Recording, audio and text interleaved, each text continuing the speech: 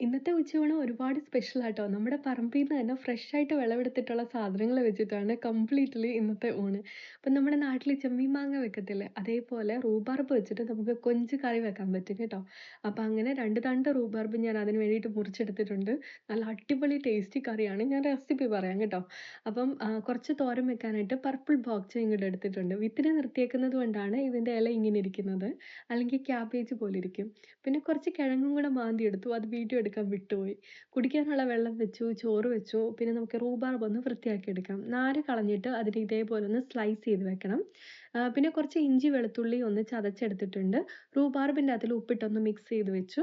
പിന്നെ സവാള, പച്ചമുളക്, ഇഞ്ചി, വെളുത്തുള്ളി, നമ്മുടെ കൊഞ്ച്, പിന്നെ മുളക് പൊടി, മല്ലിപ്പൊടി, മഞ്ഞൾപ്പൊടി, കുറച്ച് വിനാഗിരി ഇതെല്ലാം കൂടി ഒഴിച്ച് നല്ലതുപോലെ ഒന്ന് മിക്സ് ചെയ്തിട്ട് അതിൻ്റെ അകത്തിലോട്ട് റൂബാർബും തേങ്ങാപ്പാലും കൂടെ ഒഴിച്ച് കുറച്ച് കറിവേപ്പിലയും കൂടി ഇട്ടിട്ട് അടച്ച് വെച്ച് ചെറിയ ഫ്ലെയിമിലൊന്ന് വേവിക്കണം.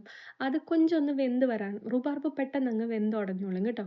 അപ്പം അങ്ങനെ ഒന്ന് അടച്ച് വെന്ത് പറ്റിക്കഴിയുമ്പം അതിൻ്റെ അകത്തിലോട്ട് താളിച്ച് ചേർക്കണം.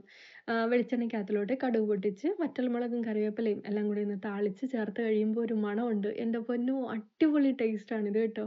ഈ റൂബാർബ് കിട്ടുന്നവരുണ്ടെങ്കിൽ ഇങ്ങനെ ഒന്ന് ട്രൈ ചെയ്ത് നോക്കണേ. നല്ല ടേസ്റ്റുള്ള കറിയാണ്. പിന്നെ ബോക് ചോയ് ഒന്ന് തോരൻ വെച്ചു. നമ്മുടെ സ്വന്തം കിഴങ്ങിനെ ഒന്ന് മെഴുക്കുവരട്ടിയും കൂടെ ആക്കിയെടുത്തു. അപ്പൊ ഇതാണ് നമ്മുടെ ഉച്ചയൂണ്.